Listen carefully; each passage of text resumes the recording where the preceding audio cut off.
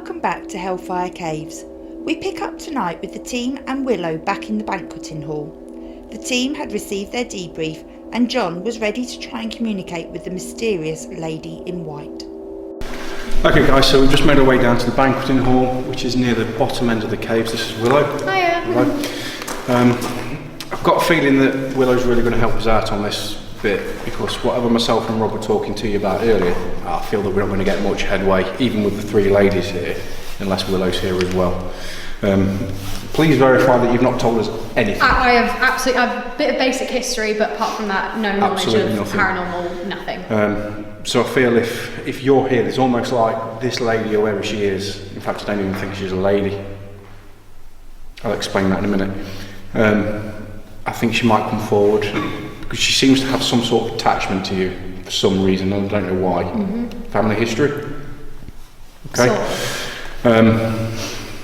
But yeah, you're like a comfort blanket.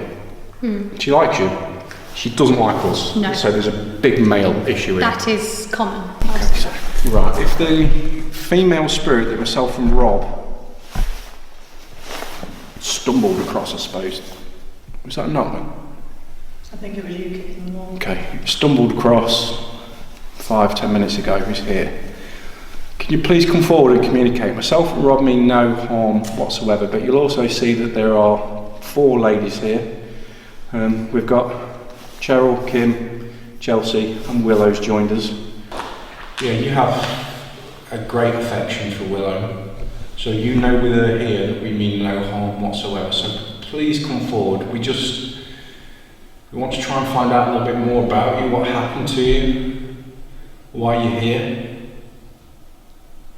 and why you're wearing a wedding dress.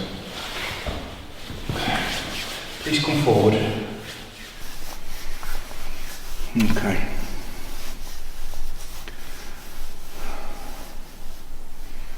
So she definitely doesn't. To say she doesn't haunt here is wrong, because people see her. She shows up here, but she's not connected.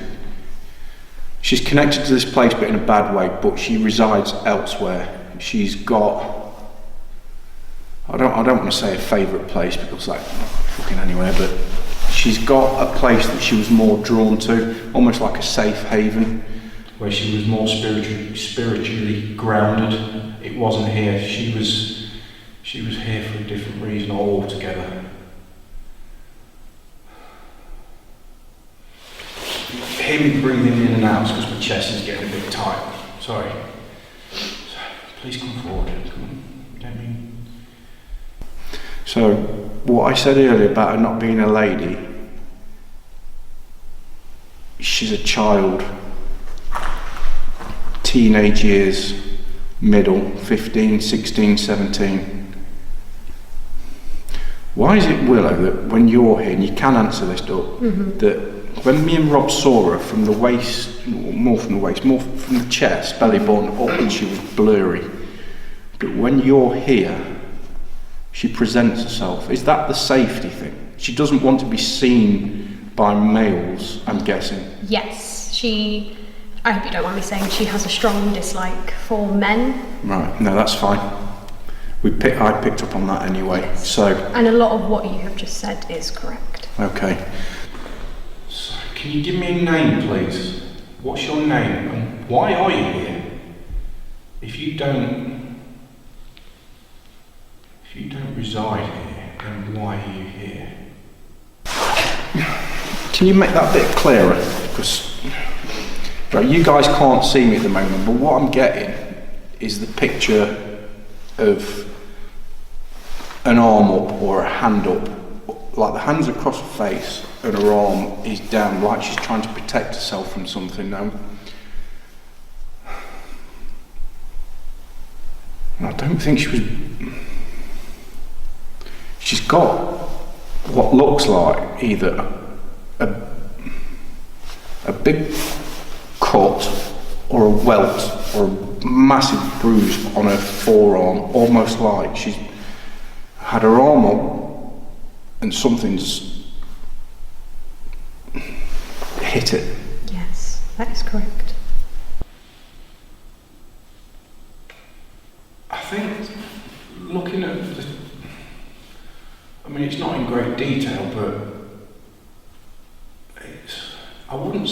weapon that's damaged her. The wound itself doesn't look like it's been methodically put there, if you get what I mean. It's not been made by a bat or a knife or something which would leave a significant specific mark. It almost looks like it was crude. Something was thrown at her and she's put her arm up to shield her face, but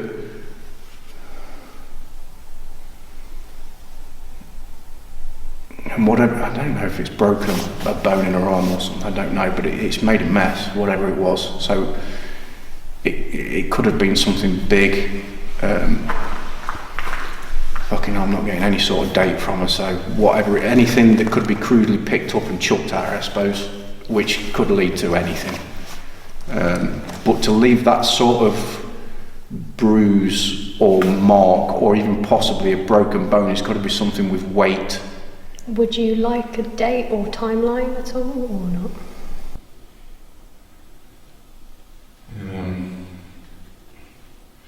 I don't know if.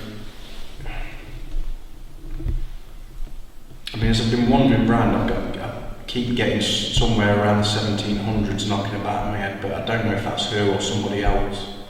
That might be someone else. Right. Okay. Sorry, John. When you're saying something broke, obviously if you're pushed and falling as well, you're going to raise your arm up. Could it have been that maybe? No. She had something thrown at her, mate, and she was in enough space where she could protect herself initially, and she's put her arm up. That is correct. Earlier when you was getting the number 7 come through, is that relating to It's relating to her, but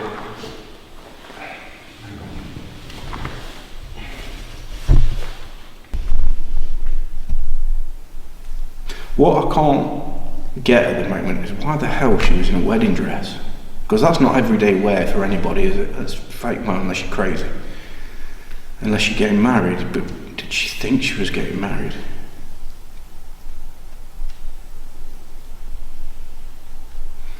So, I've got two possible eventualities at the moment, and she's not showing me which one's correct, but one of them is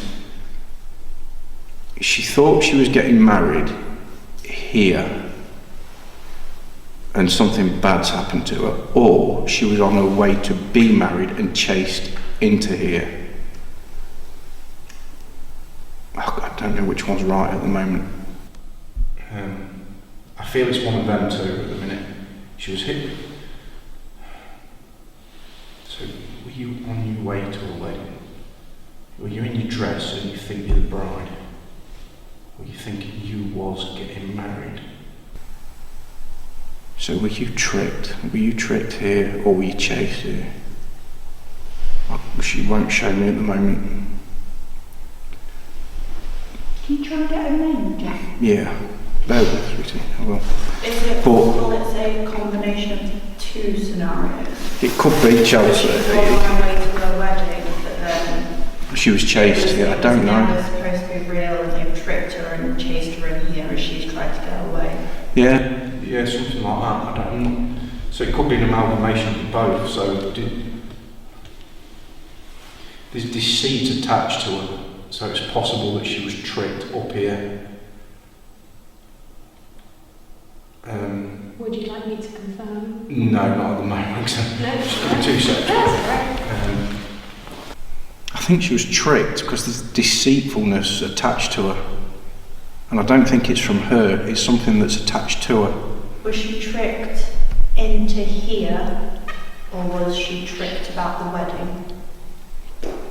That was my shoe.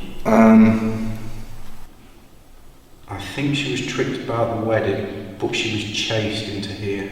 So that's where the amalgamation for both comes from, I think. Yeah. But this, I think the significant thing about the 7 is stories that have been attached to her since, that she was set upon by a gang of people in here. The wedding thing still holds right with that, I think, but I don't know if somebody's newspapers or something had made up bollocks about her, but she's shaking her head. And the 7 that I picked up on earlier, it's actually not 7. So it's false what people have printed about her, or whether it's a rumour, what do you call it? Just real quick, just before John said that the spirit's shaking her head, Willow, did you shake your head? Yes. I was going to say, I could see something move out the corner of my eye and it looked like someone shaking their head. That was but I me. wasn't sure. Yeah, that's me, don't worry. So it's not 7. So if somebody's... Again, an awful lot of deceit around this. Somebody made up a lie about her as well. So the story, from what I'm gathering, is that 7 people sat on her. But it's not true. That's attached to her as some sort of stigma. But that's actually a lie. It's not 7. And Can you find out the real number? 2, I think. It was just a couple of local lads. And I don't know if they intentionally set out for murder or it was a prank and they killed her by accident. But that's why she's not residing here, because she was either chased into here or this is where she tried to find a refuge, and this is where she was killed.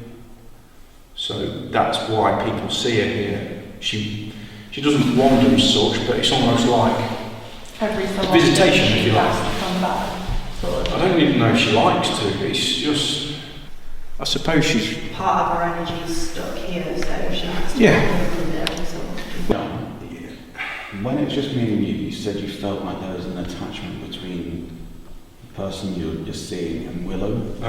Could it be she only appears when Willow is in here, or It's possible. On shift. I don't know. I don't know. It's possible. like we I still just haven't feel figured that out? she likes Willow. There's an attachment. Especially safety is the key word there, bud. Willow makes her feel safe, regardless of what males or other people around. So it's quite possible she will show herself when she's here. I don't know the best way to describe it, but the only way I can say it is a comfort blanket. It's safety. She feels like nothing can happen to her if Willow's here. So I don't know if something's happened between you two at some point. I honestly don't know, but it looks like she's got a mark on her head as well. So after this one's hit her arm, they've continued to throw stuff at her, and one of them's a fatal blow to the head, by the look of it. Yes. And that's how she's died. Can you give me a name, please? You know I don't mean any harm now, or Rob, since we've been in here. We're just talking about you, and I do appreciate you coming forward and sharing some aspects of what's happened to you, and hopefully more people can understand through this. If anything, we just want to learn the truth. Yeah. Rob, can I ask how you're feeling at the moment, please? I'm feeling quite neutral at the moment. Okay.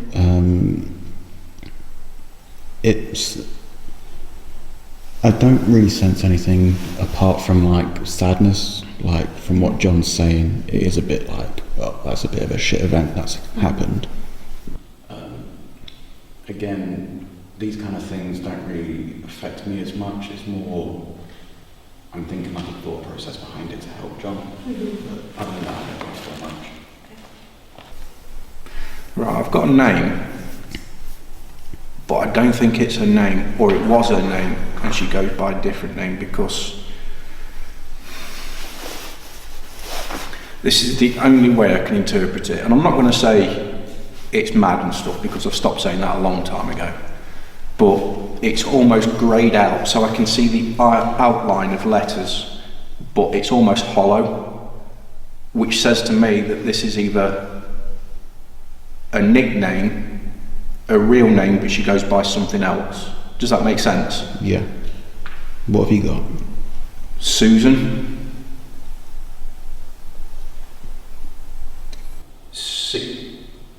She's 16 or 17. Susan, 16 or 17-year-old girl. Susan, how old were you, if you are Susan? She doesn't like to be called Susan. Is that not her name?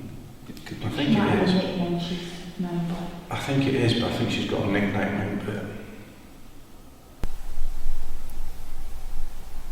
is Susan right? Somewhat, yes. It doesn't feel right. She doesn't go by Susan, does she? No. She won't tell me what it is. Susan, what do you like to be known as, please? You don't have to be afraid. It was 2 boys from the local village which did this to her. She won't tell me her name. Would it help if we introduced ourselves? No, she won't tell me because then I know who she is, and she will not. She's been brilliant. She's come forward and she's said all this, but she's still Putting up a shield? She's fucking hell, yeah. She's very apprehensive at the moment, and I can feel that. Yeah, and if she tells me her name, she's worried I'll know who she is and can get her. You don't have to be worried. It's me. You know me. We know that. These people just want to find out about you. You don't have to be scared. You don't have to be worried. I'm here to protect you, and you know that. My name's Kim and I'm John's wife, and I know John would never hurt anybody. He's not here to hurt anybody at all. We're here to learn your story. And I'm so sorry this ever happened to you. I'm really, really sorry. Willow, can I ask why you asked me the question earlier about what I'm feeling? Because she's watching you. She's watching me. Yeah. Is she worried about me? She just doesn't like men, but Okay. Am I standing near her? Do you want me to Yes. move away? No, it's just. Were you here when I mentioned about the part I don't like earlier? No, me and John, we was in the red tunnel, but we left after that. Well, this doesn't allude to anything, but the only part of the caves that makes me feel uncomfortable is the corridor in between the bottom of the banqueting hall and the top of the triangle, which is that corridor. So the one directly to my left? Yes. And often when I tell her story in here, which John, you sensed that she has a connection to in here. Oh yeah.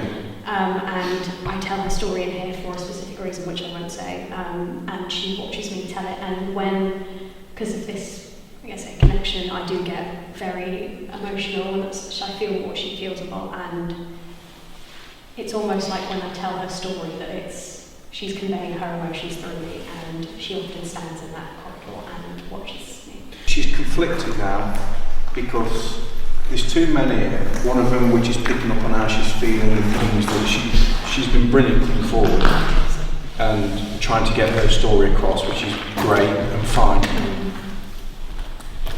But you said it's okay for her to give me her name. But there's still men here, so she's almost like, oh, what do I do? Yeah, she's very apprehensive at the moment is the word I choose, which you might be able to hear me breathing. I'm breathing quite erratically, that's why.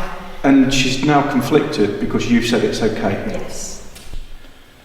Honestly, Susan. you wouldn't meet 2 nicer men. Susan, come forward, please. You don't need to be afraid. Willow's here. She knows we're not going to do any harm to you at all. We're surrounded by ladies, effectively, and they wouldn't be here if we was here to hurt you. They are very, very nice, I will say that. There's some people like myself. She does appreciate that. Susan, some people like myself, I don't know why I can feel or see or hear what you're trying to tell me, or other spirits. I wish I knew myself. I don't have an explanation for it. It doesn't mean, well, I suppose it does mean I'm strange in some sort of way, but I just want to help people, even the people that are no longer here, that have had a horrible history. things bad happen to them. I help people in my working day, and when we do this, I'm hoping that I can help people like yourself if you need the help. If not, just come and tell me your story. Somebody to listen to. You know, we all need that. Life and death. So please tell me your name, if you would. Can I ask if there is any specific parts of this room that you have a certain feeling about? The two areas that I've been looking at is that doorway right across and the one to the right. Yeah. You want to go over to I've been that? staring at them two, literally the floor underneath me for this whole occasion. I don't feel anything. Right, that's annoying. What? She's just been pushed to the background by somebody called Paul.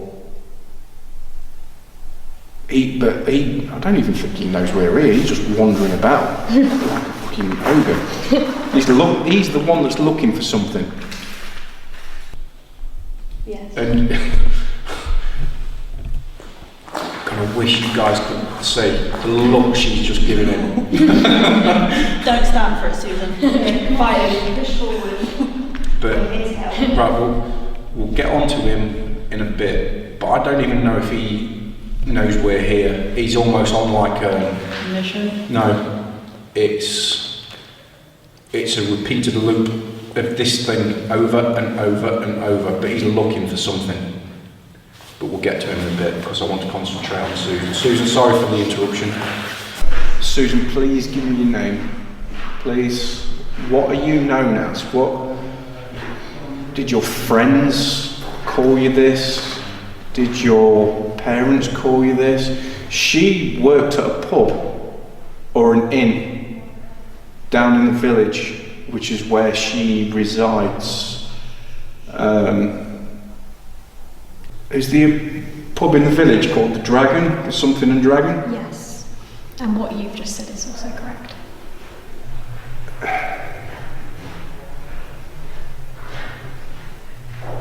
So was she, you can answer this one as well, Yeah. because I'm just trying to piece this together, I'm not feeling this. No, that's alright. Was she working and someone said, oh, such and such is going to marry you? Kind of, yes. Is that sort of how the joke played out? Yeah. Sort of. Sort of, yeah. Did the bloke she was going to marry know her? I'm not entirely sure. It almost feels like she liked him, but he didn't know she existed. Yes. That's weird. That's bizarre, because the way I'm feeling with that, it's almost like you've got a glass jar, half full, which is her, half empty, which is this bloke. So she was all in, and he didn't even know she existed. That's weird. How did that happen? So she, I don't know if they worked together, but she was besotted with him. Then how the fucking hell did he not know she existed? That don't make any sense. Does it make any sense? Yes. Makes a lot of sense. To me, anyway. Oh, okay. That's confusing the hell out of me. Right, okay. What nationality was she? Oh, say that again, Susan.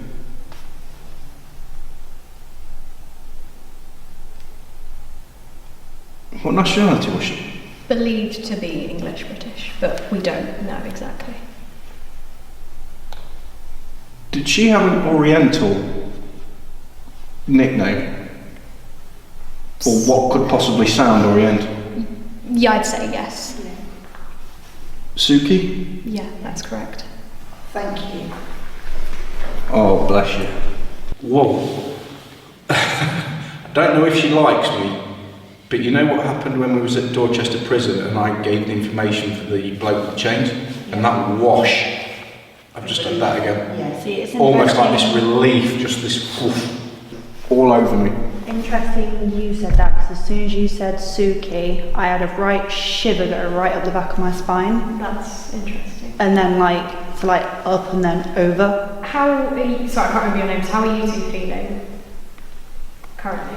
Chelsea, if you want. I'm feeling it's exactly the same sort of sensation you've just had. It went right up my spine, Yeah. but then down my arms. And I'm getting sort of in a sense cooler, like she stood near me. Yeah. I had that sense of relief as soon as you said. Yeah, there's a sense of relief, but I'm kind of getting, I feel a bit hot, I'm getting hot, sort of cold shoulders. It stood here like she's getting closer. Yeah. It took a lot for her to say that, and then when she said it, it was like a weight had been lifted. Like the wave of relief you get. Wave of relief is exactly what it was. Yeah. That's Like, what hit me at Dorchester when I when, gave the information about that bloke dying. The feeling I'm getting now is she's done. So is there much more to the story? Somewhat, yeah. But what you said is. But one last thing I'm picking up on, Yeah. or she's not said this to me, but there's this feeling. It's a good job, she can trust you. Yeah. That's what I'm getting. And now she's just sort of stepping back. I think it's almost like, I shared my story. I don't know if it's either, it's partly I've shared my story, but it's also partly, right, now I've told you my name. I'm just going to back off a little bit. It's, No, it's not that. Now we know who she is, she's now backing off as if to say, it could, if he's going to turn, it could be now. No, she's And still at the moment very she's wary. stepping back now to see what John does with that. she's very apprehensive with equipment, and I will say that. Even though she's come forward and probably out of a 10, I'm shivering. she's given us information on a scale that she never thought she would because of Willow. She wouldn't have done this if Willow wanted. That's definite. That's why she's saying it's a good job, I can trust you. But that apprehension will never, ever, ever go away. She's going to take that. I don't mean it disrespectfully, but I say take it to a grave. It'll be for the rest of her time or wherever she's going to be wandering. She will have that apprehension for men. But because Willow's here, she's allowed that. But now it's almost like she's gone. Suki, oh shit, step back. With John feeling Suki backing off and now being extremely wary, we decided to hand the reins over to Willow for the complete story. It's very interesting that you say do you want me to tell the full story? You can. I don't think she's going to come forward again, though. No, she's backed off now, if I do say, so she did work in the Georgian Dragon in the village. She was believed to have been anywhere between 15 to 19, sort of, that's the ages that is sort of thought. And it's sort of maybe thought early 18 to mid 1800s is this period that we're talking about. Right, okay. And she went about her day normally. I'll explain more about the day actually later. And there was what was believed to be a lord from London that came into the pub, and she obviously was serving him, and as you say, she was absolutely besotted with him completely, and obviously he just didn't give a monkey about it. He was thought to already be married, and then she went about a day, she went and told a friend of hers about it all, and then she went back to her room. And she received a letter underneath the door of her bedroom saying that this lord wanted to run away with her and wanted her to come to the caves in her wedding dress. So she put on her mother's wedding dress and she donned a lantern and came all the way up to the caves, and she heard a voice of this lord calling her, to which she said she ran. Sorry, I've got to move. Sorry. That's okay, you're right.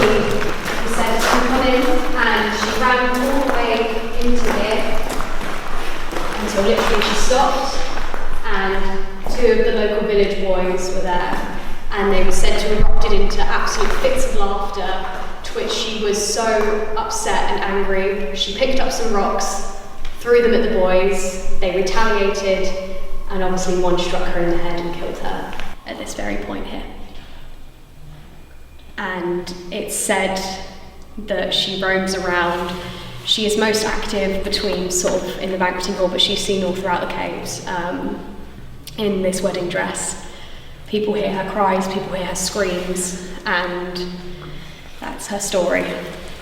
So what you said was extremely accurate, and that's very surprising, because while I've been here and I've come down on a lot of investigations, no one has got it to that much detail. And it's very, very surprising that you managed to pick up on this connection between the two of us, as we found this out only very recently. When I first joined here, I mean, I've known the place my whole life. I've lived 30 seconds away, that kind of thing. But when I joined working here about a year and a half ago, the amount of people coming in like to the cafe or on investigations and said that they were picking up my name or were seeing or feeling Suki or getting things from her shot up like 100%. And then I started, because before I worked here, I said if it slaps me in the face, I'll believe it, kind of thing. And then I sort of started picking up on things and, you know, feeling things or hearing things or whatever. And when sort of we do a lot of work with GPS in Barry Guy, and one of the people from GPS sort of took me under his wing and sort of training me and whatever. And it was on an investigation that we went on. So it was me, him, and a couple of my friends. We went to the George and Dragon. And one of my other colleagues, she could pick up on this connection, and so many people coming back and saying, oh, there's a connection, there's something. And, you know, I sort of was like, okay, it's just, you know, a coincidence. And so we went to the George and Dragon. Her room is room 12. And because I've actually seen her multiple times throughout my life as well, because I went to West Wickham School, which is just on the corner from the caves. And I remember walking to school and I said to my mum, I was like, oh, Mummy, who's the lady waving at me in the window? And she was like, what? And I said, oh, up there, you know, on the top on the right. I said, she's all in white, she's waving at me. And honestly, I've never seen my mum move so quickly. She would just drag me away. She's like, there's no one waving at you, and sort of drag me away. And is there any reason you're looking down there? I just saw a flash of light. Yeah, it's just sorry, I'll carry on. But so we went on this investigation, and you know, between me and my colleague, we were picking up on this story of how, you know, obviously there's this main story that everyone knows, but I walked in and we were walking up the stairs, and it's almost like I'd been there before. And it's like I was mapping out this room like how it used to look almost. And we sort of came into the room, and at one point, I just sort of had to sit in front of, there's 4 mirrors in this room, and I absolutely despise mirrors because they freak me out. And I sat in front of one, and I don't remember the next 15 minutes. I remember almost like I passed out. I remember coming to, and I was crying my eyes out, and sort of a mentor, he was sort of over me, like sort of almost like grabbing me, and everyone else was stood around me, and I'm like what the fuck's just happened? Like, why am I crying? And he said, we know who you are. And he played me this 15-minute recording that I literally do not remember on my life saying any of it. And it was Suki. She sort of came forward and used me to tell her story and what she was feeling. And we found out that in a past life, my name was Catherine, and I was Suki's best friend, and I was the only person that knew where she was going the night she died. Using the blood too again. Wow. Yeah, and we always say, you know, that everyone who works here is meant to work here or meant to come here for a reason. Yeah. And I found my reason. After this utterly amazing communication between the White Lady and John, the team began to head outside for a break and for John to recharge. But on the way out, the spirit known as Paul decided to rudely make his presence known by barging past Rob, Chelsea and Willow. And so John swung the team around and went off to find him.